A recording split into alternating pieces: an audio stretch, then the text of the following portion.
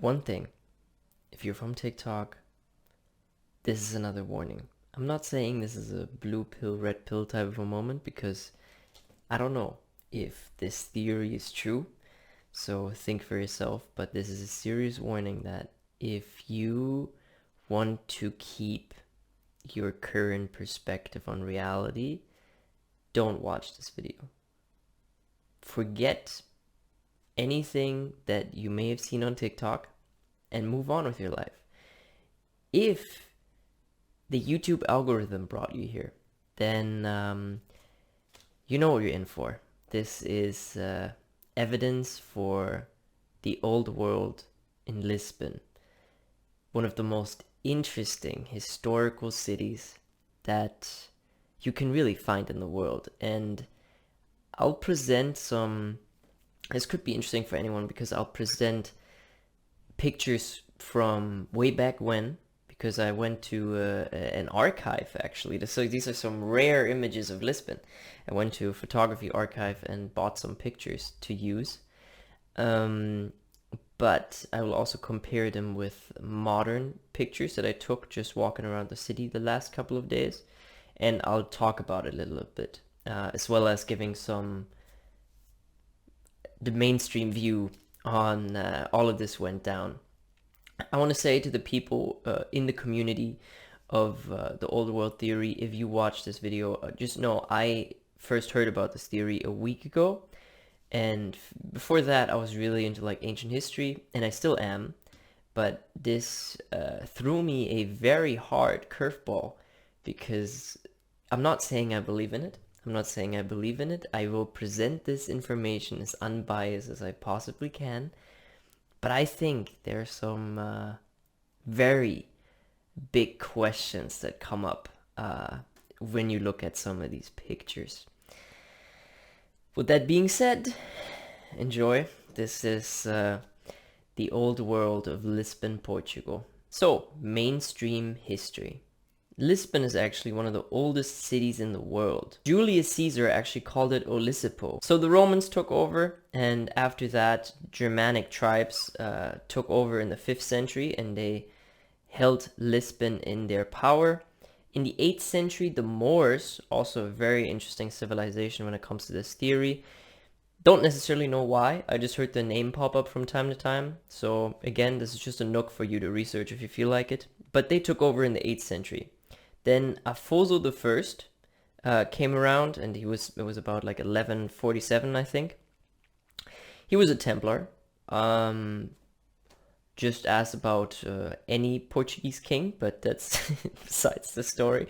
I actually don't really know how the Templars fit into this whole theory of the old world, but they have an immense impact on Portuguese history.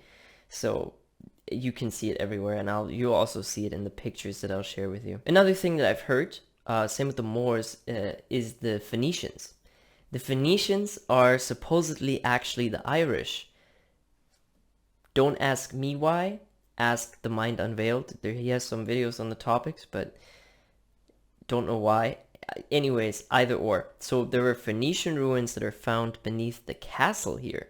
There was some Phoenician pottery, but they're also all around Lisbon are monolith and dolomites from actually Irish tribes.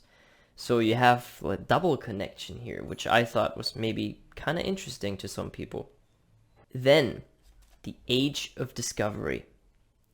So many ships actually left Lisbon to go sail the world. Like Vasco da Gama, for example, he started his journey from Lisbon. It's a very precocious era in Portugal, because the discoveries brought a lot of money, which is also very visible in the architecture style that you will come across around the area of Lisbon very immensely, which is the Manolean architecture style. It's kind of Gothic. It has its own touch to it. It's named after King Manuel I. Totally not a Templar, you know. So he actually ordered the monastery of Geronimus built. A very prunkful building. Very prunkful. Also Templar crosses everywhere. They actually brought us pastel de nata. So, you know, quick shout out if you're from Portugal, you know, the amazing pastry. Right next to it is the Belém Tower.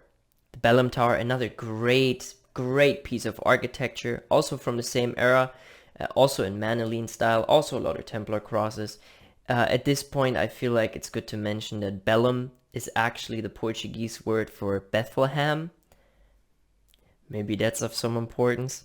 What I think is kind of astonishing about, well, the Belém Tower more so than the monastery, but the big historical event is the 1755 earthquake, followed by fire, and then followed by tsunami.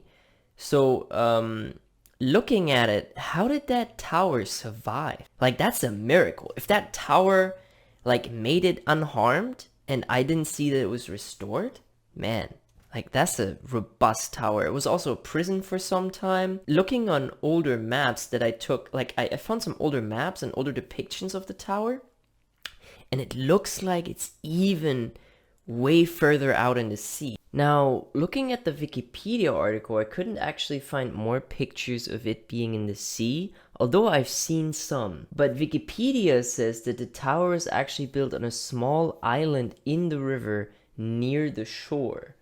Wait, the river was redirected after the earthquake? And this tower still stands. Wow.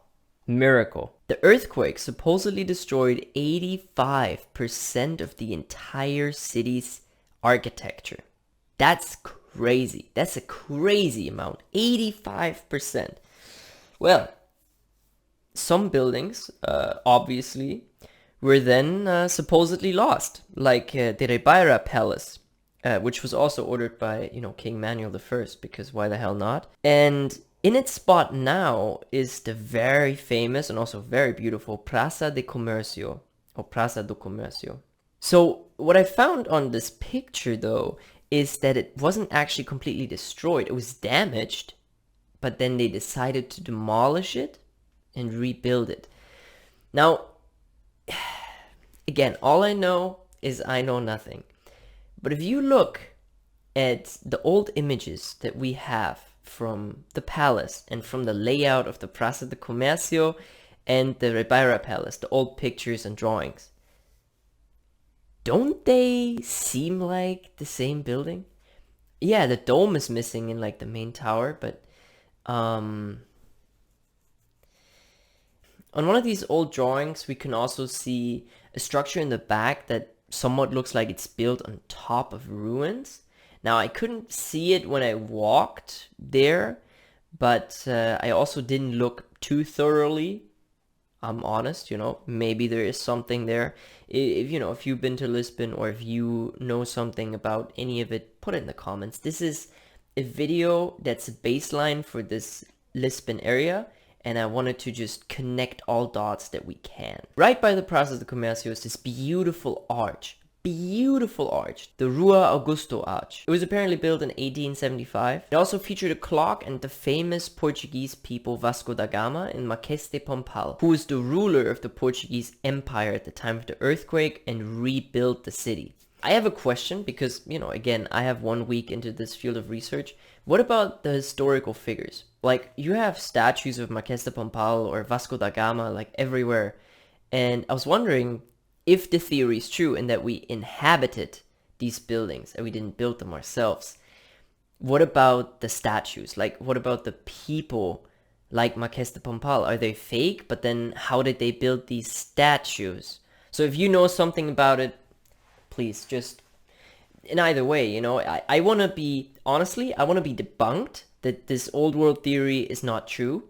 That's my main goal out of this. And if I can't be, look, it is what it is. It is what it is. I'm a pendulum, I swing between both and I don't have an opinion. But it goes both ways. I want to be convinced that the old world theory is completely true, and I want to be convinced that it's absolute bullshit. So please try your best to convince me either way that you feel like you want to convince me to. Let's jump to one of the biggest and most famous structures in Lisbon, the Convento do Carmo. Funny story to this. If you don't believe me, that's okay too, but I was doing this research and I was writing this sentence down. And one of the nails, you can see here, part of it, it's like a star. It builds up to make a star. And one of the nails fell out. So like the whole thing like crashed down, and I looked at the clock and it's 17:55. Thought that was kind of a crazy coincidence, whatever you want to call it, you know. Anyways, the Carmo Convent, a monastery slash church built by the Catholic Order of Carmo in 1407, they say. In the earthquake, the library was completely destroyed, which is a shame, you know. Knowledge has been lost all over the world.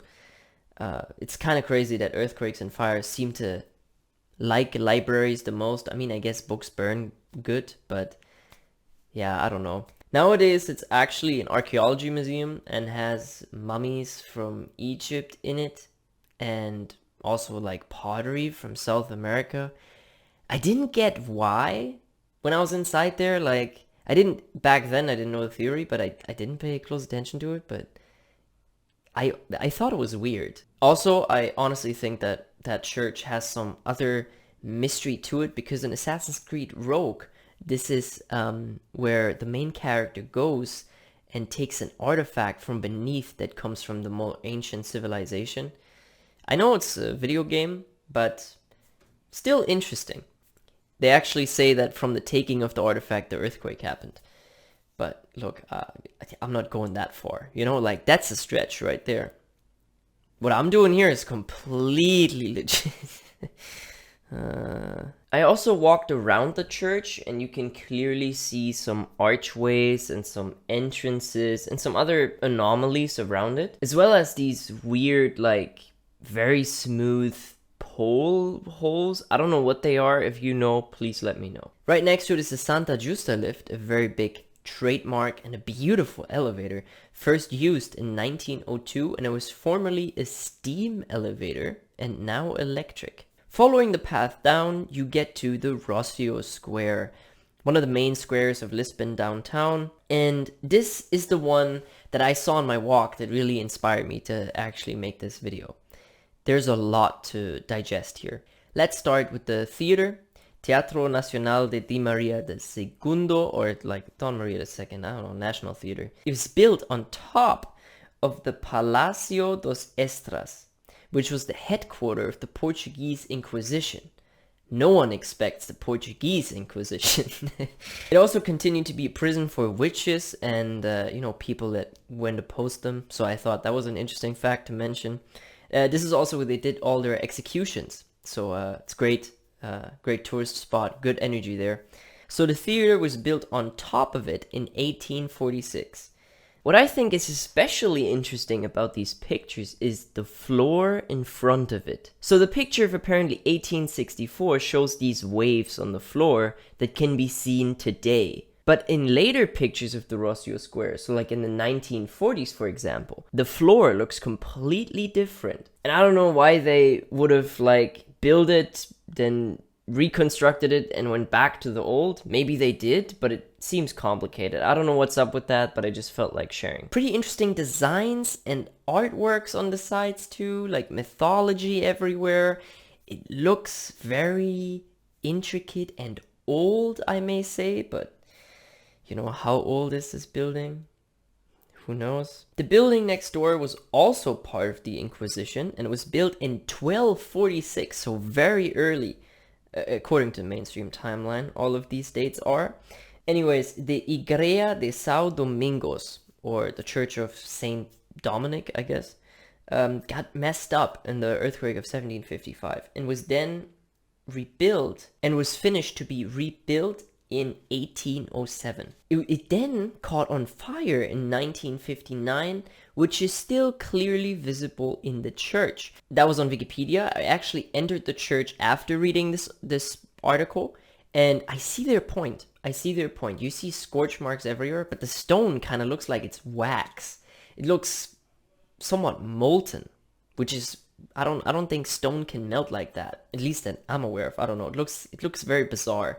You also have artworks that seem to be, that there was something else there and it burned right there. You see archways that were there that weren't supposed to be there. Also, fun fact, so if you would go right next to the church, it's probably the same building was built into the church. is an antique bookstore that I want to give a shout out to, because he has a lot of ancient maps and drawings of Lisbon, and I'm using some of them in this video. So I'll leave an address to his store and just go support the dude. Super interesting guy and very interesting things he has there. So to the left of the theater is the Rossio railway station that you get access to by following a 2.9 kilometer long tunnel. Impressive, especially for 1890. Now I found some pictures that possibly show the construction of it. Although again, the first one kind of shows the finished building with scaffolding on the top. The second one confuses me because it looks like it's being constructed, but there's rubble everywhere. And you see what looks like the finished tunnel in the back. Now you see a gap between the main station and the tunnel. It's just a theory, but potentially was the station and the tunnel there, and the only thing they added was the smaller building that led to the tunnel. Because there also are some older pictures that show that trains were running without that extra tunnel in between. It was of course in the Manueline style, because everything is, but this is quite like 1890. The Manueline style was like started like 200 years ago according to the timeline, so it's interesting to see still the same style. Maybe it's an homage. It was actually designed by Jorge Luis Montero, who's also a very interesting character because he designed some of the most impressive buildings in Lisbon and the area around, and he also built like Templar mansions and stuff like that, but we'll get into it because I think I'll make a second video about Sintra. It's too much to talk about in one video. Okay, we'll keep that for later, but very interesting place. Jose Luis Montero also built the building right next to the train station, which is Hotel Avenida Palace, which was finished to be built in 1892. Now, it looks old. It looks pretty damn old. And all of these pictures are from 1895. And you can see marks of erosion on them. And again, very interesting mythology on the side. And you can even see some scaffolding and the cover-up on the roof. And I wonder if that's going to become a trend, like if you just walk into a city. I've seen it a couple of times where like you have scaffolding, but then they printed the way the building looks on top of the scaffolding. Which, it has these two factors, because of course you're like, if you're a tourist, you're like, well, I guess we kind of saw the building. On the other hand, it's also like, who knows what's beneath it, you know? At one point we'll probably have like screens on top of the scaffolding just showing like HD pictures of what it looks like. Well, right next to the building is an obelisk, monument to the restorers, which, am I the only one that thinks that that name is a bit weird? So I looked it up. And apparently it's because of a Portuguese and Spanish war that happened in the 1640s. Then why build this obelisk in 1886? Maybe an homage to this war? I just thought the name, the Restorers, is kind of interesting. Another building that caught my eye is right next to the hotel, right in front of the obelisk, and next to the Palacio Foz. Apparently construction for this palace finished in the mid-1800s, but it looks very old, has some very interesting mythology on the side. I also found some pictures from the inside that I wanted to share because they look absolutely stunning. And on this drawing from the 1850s, the palace looks different, and even the position is a little bit off. Nowadays it's a tourism office and a police station, but the building next to it is the Eden Theater. Very interesting name, first and foremost. It looks younger, like that's for sure, but it has some very interesting mythology on the side. Apparently beforehand it was the stable for the Palace Foz. Then it was actually turned into a car workshop. It was an extraordinary museum, and then it turned to a theater, and now it's a movie theater. Okay, now I will talk about one more building that I think is one of the weirdest I've ever heard of, and then I'll just show some pictures that very much confused me. So this is the Pavilhão Carlos Lopes. Now, it's rather unsuspecting. Like, of course, it's a beautiful building, but it's like in a park. You don't really suspect anything of it. What's so strange about this building is that it was designed in Portugal.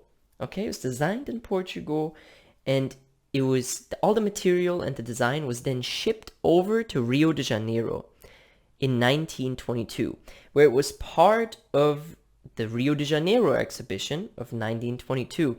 Now, the common theme of world fairs, that's also something I've really picked up on. World fairs are very bizarre. And this is another one of these examples where a world fair is weird. Because after the exhibition in Rio de Janeiro, they say that they took the entire house, moved it back to Lisbon, and brought it from the harbor up to the hill where it now stands. Look, I don't know what to tell you. I was there today, and it's now like for like private events and stuff. There were some people there on, I guess, a private event, but I guess I tried to shoot my shot. I was in there, I'm like, hey, talking to security guy, like, what's up? You guys have any pictures of that happening? And he said yes, but I wasn't allowed to go inside. He told me I should Google. If I find something, I'll say more to it. If not, well, I want to see that happen. I want to see how they move this massive building by boat from Brazil to Portugal.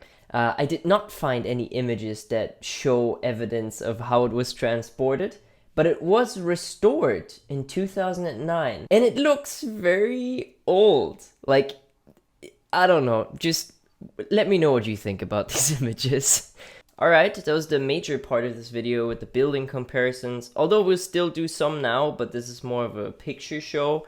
I want to quickly say thank you for, watching the first part. This first image is one of the ones I got from the archive, and I think they gave me a wrong one. I don't remember picking this out, but even this picture shows such a weird contrast to have these people, with their horse carriages dragging things through the street, and the street is marvelous. The buildings around them is absolutely stunning. So yeah, it's just crazy. This whole theory is so crazy to me. The next image is one that I actually picked out because it really confused me. So it's a panorama picture of Lisbon, which I feel like you also get a lot of insight. And this one supposedly is from the 1940s. My point of interest is the castle. The castle of São Jorge looks completely different in this picture. Completely different. I mean, just compare the way the castle looks on the panorama image to the way it looks now. Now, I went on Wikipedia and it said that it actually started a restoration process in the 1940s, which, fair enough. And I found another picture that showed the structure even better. But they said they got rid of a lot of those things that, destroyed the authenticity. But looking at this image, it's just, it looks so different. And it looks so much more detailed. Like, to go from this to what we see today. Now, the last picture I have for you is the construction of the metro that goes beneath the Avenida de Liberdade, if I'm not mistaken. But it's the one that actually leads to the Restorers Monument. Now, I'm no expert, right? Maybe that's how you build a metro tunnel. But it looks like they're unearthing a tunnel that's already there. No expert. It could be completely wrong. But to me, it looks like the tunnel is already there. They just put some wood or whatever. I don't know how to build tunnels, but the tunnel to me looks like it's already there and they're digging it out, which is very weird. This video in general brought more questions than answers. I'm very glad if you decided to spend your time watching this. I hope your mind didn't explode if you'd never heard of this theory before. I recommend checking out other channels. They will be in the description. And if you are from the community, please, let's let this be a starting point, but not the end. Let's talk about mythology. Let's talk about the symbolism of things. Let's talk about buildings. Maybe you know something. Maybe you find a picture I didn't find. This is such a deep and weird topic, but I think it's important that we talk about it. And again, I'm not saying I believe in this theory. I'm not saying I don't, but I'm open to the perspective that our entire history is a lie. And that hurts. That kind of hurts.